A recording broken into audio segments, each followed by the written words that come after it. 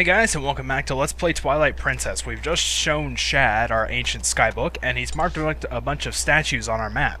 So one is here on the bridge of Eldon, the other's here in Kakariko Gorge. There are two here in the Lake Hylia area.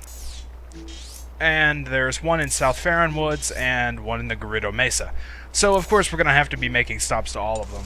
The first one I'm going to get to is the one by the Bridge of Eldon. I guess I could have just turned the portals on and warped, but... oh well, let's do it the hard way, you know. Might as well.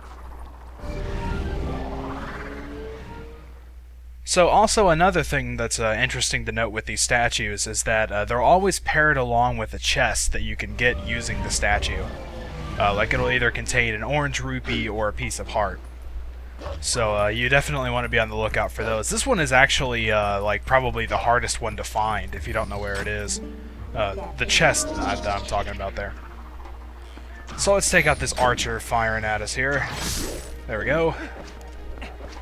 And now if we climb up here on this side, we can see that the owl statue is sitting right here. We can use our now powered up Dominion Rod and pull it off. This reveals this little thing here we can stand on, and a scene takes over.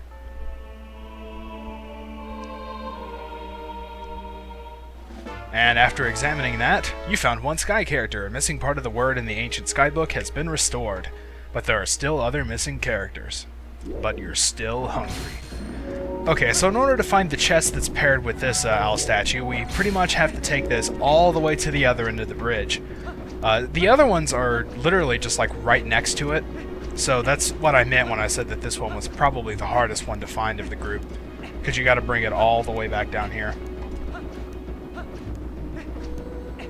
Also, make sure not to let the thing fall off the bridge, because it can actually just walk right off the edge if you if you tell it to. But if you do actually like lose it over the edge, then you can just re-warp into the place and it'll reappear right back where it was. So you know it's no big deal if you lose it. All right, I should probably actually get back here a little bit first. So now we want to walk it off of this right side. And there's a few ledges here. Let's just bring it out a little bit. And basically we're going to have to use the fact that it's got a big flat top in order to get across here. So we jump onto the statue, jump over here, and we can climb up the ladder on this end. They're not all this involved. Like, they don't all take this long, so... this is just the exception to the group, I guess. Now, you're probably going to get shot here. Yep, I've never been able to avoid that damage. So just knock this guy off or shoot him in the face, you know, whichever works. It doesn't really matter that you took damage there because in this chest, there's a piece of heart, so you know you're going to get your health recovered anyway, it doesn't matter. Alright, now that we're finished with that one, we need to be going to the next one. Let's just stick in this area and go to the one in Kakariko Gorge. I'm pretty much just going to make a sweep from right to left on the map when doing these things, so... you can do them in any order, it doesn't really matter. Just as long as you do them all. Alright, so we're in the Kakariko Gorge area now. Let's head over to the big circle on the map. It's on this northern end here that we've never really been to before. It's amazing how they hide all these things that you find so late in the game in areas that you access, like right at the beginning. So let's climb on up here, and we can see the owl statues in this little gap in the cliff here. So let's pull it out, and we get another thing to stand on.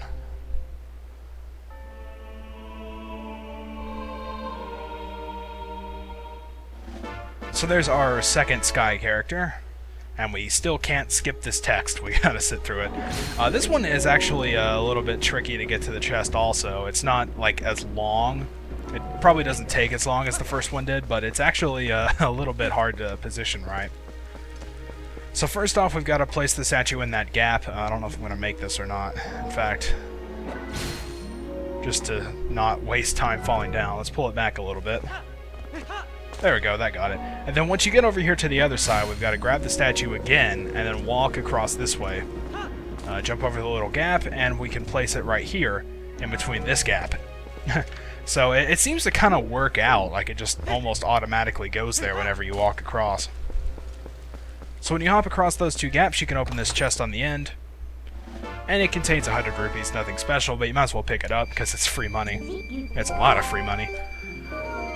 Okay, so if you can't talk. We've taken care of that. Now we need to go over, not to the North Faron, but to the South Faron Woods. It looks like you might want to go to the north end, but it's actually easier to do it from the south end.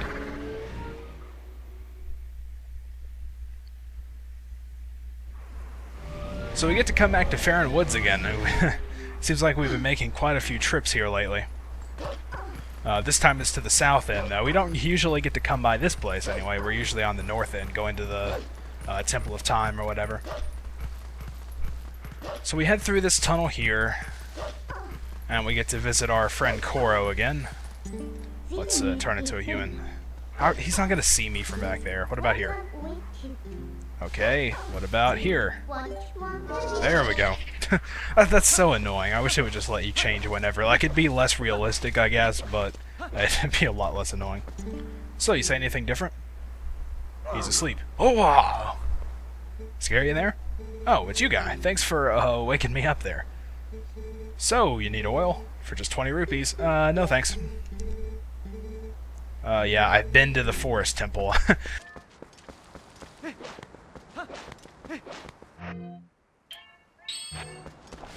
Okay, so we can put a bomb on this little boulder over here on the northwest side. And there's going to be some rupees underneath. We can get rid of our yellow rupee dialogue, as well as our blue rupee dialogue, all in one sweep. So that's good, I guess. And we're coming to this area back here. The owl statue is, of course, wedged back in the wall here. So just pull it out and stand on its little thing. And this is our third of 6. We're halfway done.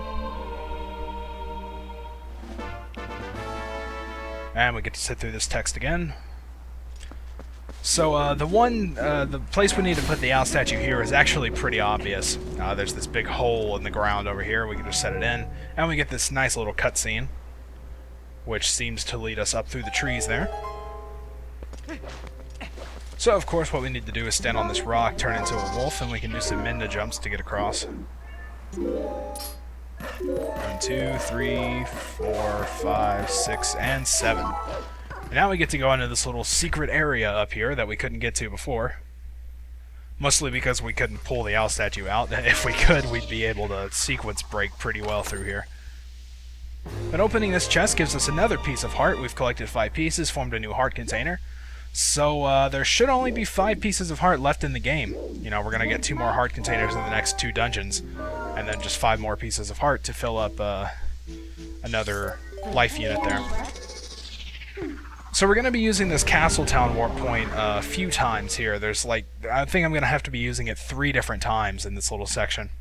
2 for the statues and 1 for getting the special move. In no particular order, I guess. Wait, why did I go to Lake Hylia? That's not where I wanted to go. That's where we want to go, Castletown. They are in the, like, the statues are in the Lake Hylia area. It's just you don't want to have to pay to get blasted up through there, and it's just easier to do it this way anyway, I think. Okay, so now we're actually where I want to be going. The first statue that we need to get is through here, just pass by this guy. And we get to this little amphitheater area up here. It's pretty cool. I don't think we've been here yet.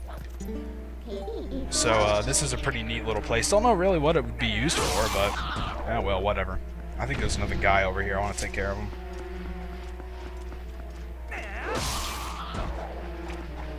Shing! Alright. So now that we've taken care of all the enemies around here, we have pretty much free roam of the place. The statue is up here on this little column thing. So we need to pull it down and position it so we can jump across from the second row here. This one can be a little tricky to position too. You kind of need to put it closer to your edge than you think you would. I actually need to bring it back a little bit here. Alright, that should do it. And there we are. There's our next Sky character.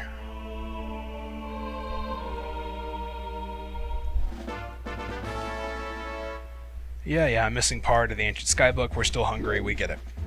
Okay, so let's use the owl statue again. We need to, of course, find the chest that's paired with it.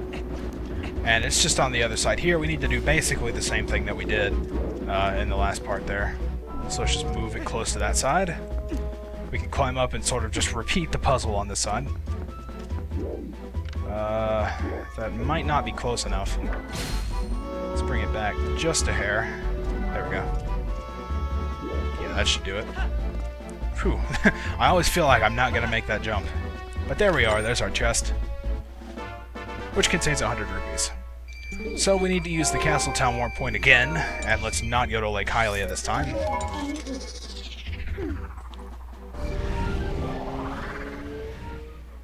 I don't think we're going to be able to get to this owl statue here. I just realized we're at 10.5 minutes. So I guess as we materialize here, I'm going to cut off the video. So in the next part, we'll check out the rest of the owl statues and make some more steps into getting into the city and the sky. Until then, thank you guys for watching, and I'll see you next time.